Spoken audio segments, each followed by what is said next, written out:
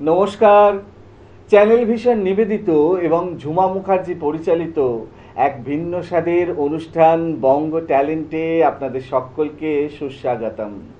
বন্ধু, আজকের পর্বে আমরা এমন একজন মানুষকে পেয়েছি যার থেকে কবিতা শোনা এবং ইন্সপিরেশন পাওয়া সবটাই কিন্তু আমাদের পরিপূর্ণতা পাবে।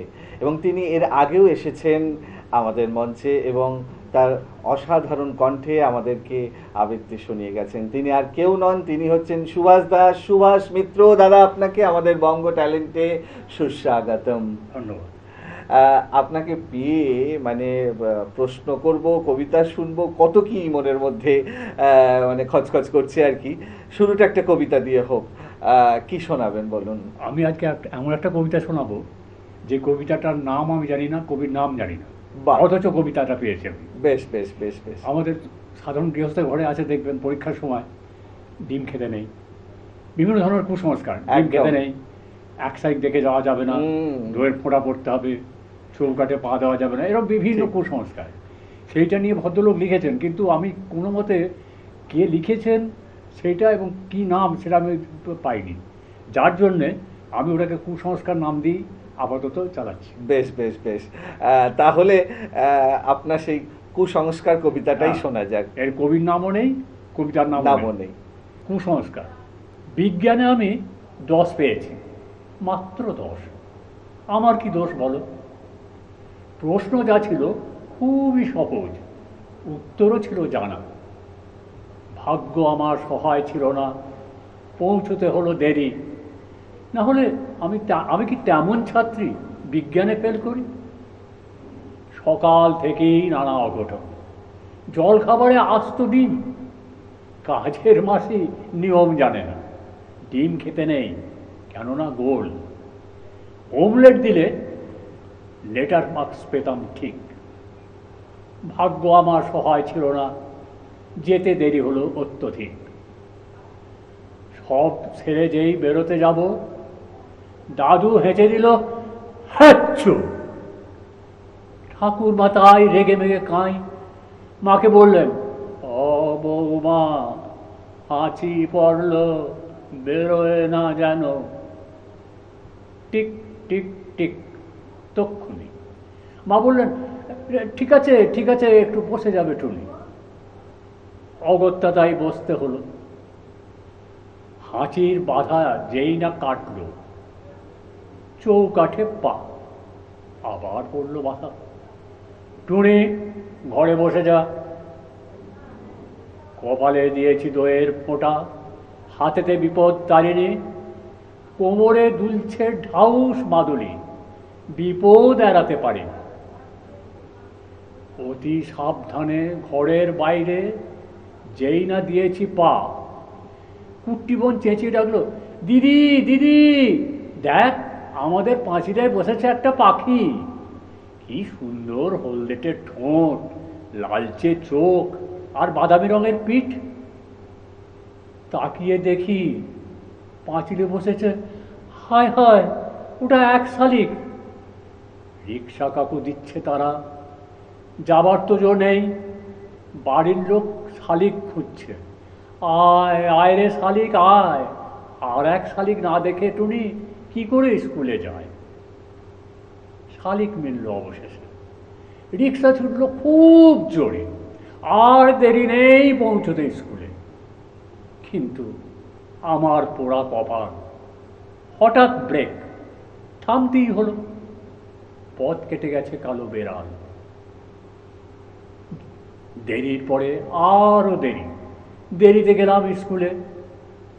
সামনেই দেখি সর্বনাশ, এই যে বিজ্ঞান দিদিমণি। খুলে বললাম সব। রাগে গজগজ বসতে দিলেন ঘরে। বিজ্ঞানের ছাত্রী তুমি, ডুবে আছো সংস্কারে। মুক্তমনা দিদিমণি অনেক বকাঝকার পরে প্রশ্নপত্র এগিয়ে দিলেন, খাতাও দিলেন। হঠাৎ চেয়ে দেখি পড়া নীলা শঙ্খে ভরা দিদিমণির হাতের আঙুলগুলো। বিজ্ঞানে আমি 10 পেয়েছি, মাত্র 10। আমার কি দোষ বলো? নমস্কার। সত্যি তো অদ্ভুত কবিতা না? অদ্ভুত করে দারুণ দারুণ, মানে একদম একদম অসাধারণ উপস্থাপনা, এবং কবিতাটিও খুব সুন্দর। আমরা পরের নিবেদনে যাব, তার আগে ছোট্ট একটা প্রশ্ন। হ্যাঁ, বলুন। আমি তো জানি আপনার এখন 79 রানিং এজ। এই বয়সে এসে কবিতার প্রতি যে আকর্ষণ, সেটা কবে থেকে এবং ঠিক কেন, যদি একটু বুঝিয়ে বলেন আমাদেরকে। হ্যাঁ, সেটা প্রথম আপনাকে বলি, আমার হচ্ছে এক ছেলে এক মেয়ে। মেয়ে জামাই নাতি তারা আমেরিকায় থাকে, ছেলে বৌমা আর নাতি আমাদের কাছে এখানে কলকাতায় থাকে। আমরা সব একসঙ্গেই ছিলাম, কিন্তু এই বছরই নাতি পড়াশোনা করার জন্য চলে গেল অন্য রাজ্যে, আর বৌমা সেও তার চাকরির খাতিরে তাকে অন্য রাজ্যে যেতে হলো। আর এই বৌমা আমাদের প্রত্যেকটি খুঁটিনাটি ব্যাপারে ভীষণভাবে তার মনোযোগ ছিল, যার জন্য এই বৌমা নাতি দুজনে একসঙ্গে চলে যাওয়ার পরে একটা বিরাট শূন্যতা তৈরি হলো। মানে এত মন খারাপ, আর এমন একটা শূন্যতা তৈরি হলো যে দিশাহারা অবস্থা। একদম। তখন আমি দেখলাম যে আমার একটা কবিতা, যেটা আমার ভালোবাসার পাত্র, একদম, যেটাকে আমি খুব ভালোবাসি, ওই কবিতাটা নিয়ে পড়ে থাকি। সেটা দিয়ে একটু যদি একটুখানি ভরাট করা যায়। একদম একদম, আপনাকেও আমাদের অনেক বড় পাওয়া। তো যাই হোক, আমরা পরের নিবেদনে যাই। কি শোনাবেন বলুন। আমি এবার রবীন্দ্রনাথের অভিসার কবিতাটা আপনাদের সামনে, কারণ এই সবে বুদ্ধ পূর্ণিমা গেল, একদম সেই আরেকজন বৌদ্ধকে নিয়ে লেখা ওনার কবিতা, ওইটা আমি আপনাদের সামনে পরিবেশন করতে চাইছি। বেশ, শুরু করুন তাহলে। অভিসার, রবীন্দ্রনাথ ঠাকুর। সন্ন্যাসী উপগুপ্ত মথুরাপুরীর প্রাচীরের তলে একতা ছিলেন সুপ্ত। নগরীর দ্বীপ নিবেছে পবনে, দুয়ারে রুদ্ধ পৌর ভবনে, নিশীথের তারা শ্রাবণ গগনে, ঘন মেঘে অবলুপ্ত। কাহার নূপুর সিঞ্জিত পদ সহসা বাজিল বক্ষে, সন্ন্যাসী বর চমকি জাগিল, রূঢ় দ্বীপের আলোক লাগিল ক্ষমা সুন্দর চক্ষে। নগরীর নটি চলে অভিসারে, যৌবন মলে মত্তা, অঙ্গে আঁচল শুনিল বরণ, রুনু ঝুনু রবে বাজে আভরণ, সন্ন্যাসী গায়ে পড়িতে চরণ, থামিল বাসবদত্তা। প্রদীপ ধরিয়া হেরিল তাহার নবীন গৌরকান্তি, সৌম্য সহাস তরুণ বয়ান, করুণা কিরণে বিকচ নয়ান, শুভ্র ললাটে ইন্দু সমান, ভাতিছে স্নিগ্ধ শান্তি। কহিল রমণী ললিত কণ্ঠে, নয়নে জড়িত লজ্জা, ক্ষমা করো মোরে কুমার কিশোর, দয়া করো যদি গৃহে চলো মোর। এ ধরণী তলে কঠিন কঠোর, এ নহে তোমারও শয্যা। সন্ন্যাসী কয় করুণ বচনে ওই লাবণ্য পুঞ্জে, এখনো আমার সময় হয়নি, যেথায় চলেছ যাও তুমি ধনী, সময় যেদিন আসিবে আপনি যাইব তোমার কুঞ্জে। সহসা ঝঞ্ঝাতরিত শিখায় মেলিল বিপুল হাস্য, রমণী কাঁপিয়া উঠিল তরাসে, প্রলয় শঙ্খ বাজিল বাতাসে, আকাশে বজ্র ঘোর নির্ঘোষে হাসিল অট্টহাস্য। বর্ষ তখনও হয় নাই শেষ, এসেছে চৈত্র সন্ধ্যা, পথের দুপাশে ফুটেছে বকুল, রাজার কাননে ফুটেছে বকুল, পারুল রজনীগন্ধা। অতি দূর হতে আসিছে পবনে বাঁশির মদির মন্দ্র, জনহীন পুরী পুরবাসী সবে গেছে মধুবনে ফুল উৎসবে, শূন্য নগরী নিরখী নীরবে হাসিছে পূর্ণচন্দ্র। নির্জন পথে জ্যোৎস্না আলোতে সন্ন্যাসী একা যাত্রী, মাথার উপরে তরুবিথিকার, কোকিল কুহরি উঠে বারবার, এতদিন পরে এসেছে কি তাঁর আজই অভিসার রাত্রি। নগর ছাড়ায়ে গেলেন দণ্ডী বাহির প্রাচীর প্রান্তে, দাঁড়ালেন আসি পরীক্ষার পারে।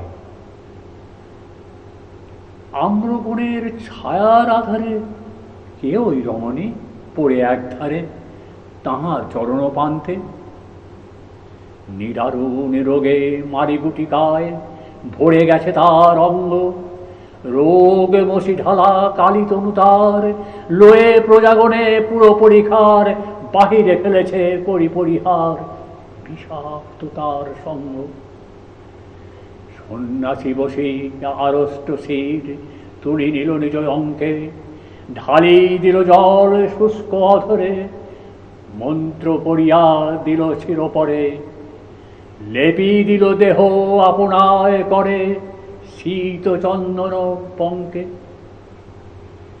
ঝরিছে মুকুল কুজিছে কোকিল যামিনী জোছনা মত্তা, কে এসেছ তুমি ওগো দয়াময় শুধাইল নারী। সন্ন্যাসী কয়, আজই রজনীতে হয়েছে সময়, এসেছি বাসব দত্তা, নমস্কার। বাহ, দারুণ। আজকের মতো একদম সময় শেষ, তবে বিদায় নেওয়ার আগে সেই গুরুত্বপূর্ণ কথাটা আবারও বলে যাই, আপনারাও যদি আমাদের এই অনুষ্ঠানে অংশগ্রহণ করতে চান তাহলে দেরি কেন, চট করে আপনাদের একটা পারফরমেন্সের ভিডিও আমাদেরকে হোয়াটসঅ্যাপ করে দিন। আর সেই ভিডিও যদি আমাদের ভালো লাগে তাহলে আপনারাও চলে আসতে পারবেন আমাদের এই মঞ্চে অংশগ্রহণ করতে। আমাদের হোয়াটসঅ্যাপ নাম্বার 9804272808। তাহলে দর্শক বন্ধু, আজকের মতো বিদায়, আবারও দেখা হবে আগামীকাল ঠিক এই সময়ে। ততক্ষণ পর্যন্ত বিদায় বন্ধু।